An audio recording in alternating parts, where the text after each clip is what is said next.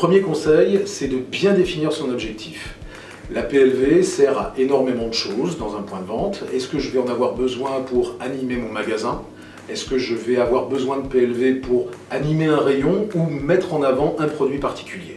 Le deuxième conseil, c'est de bien adapter le support au message et non pas le message au support. C'est l'inverse. C'est-à-dire qu'à un moment, quand on va vouloir faire du promotionnel sur du prix, on va travailler sur des produits qui sont des produits d'affichage. Des produits effectivement qui vont nous permettre d'avoir une visibilité immédiate. Par exemple, un totem sera totalement inadapté pour pouvoir mettre en avant des prix particuliers. Un troisième conseil, c'est soigner la créa au niveau de sa PLV. Il faut savoir que la PLV est vue mais pas lue. Donc le message doit être immédiat. Il faut éviter de trop charger la conception de la PLV. Il faut utiliser des mots choc comme prix, offre, promotion.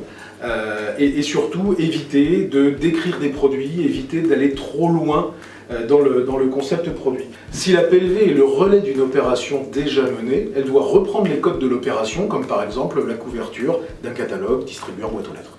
Un conseil particulier pour la PLV, c'est véritablement de la mettre en rapport avec son utilisation.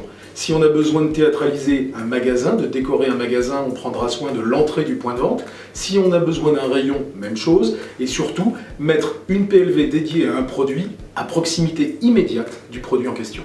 Bien sûr, la PLV doit être maintenue en bon état. Rien de pire en magasin qu'une affiche de travers, qu'un totem bancal. Il faut véritablement maintenir ce produit dans l'état optimal de visibilité.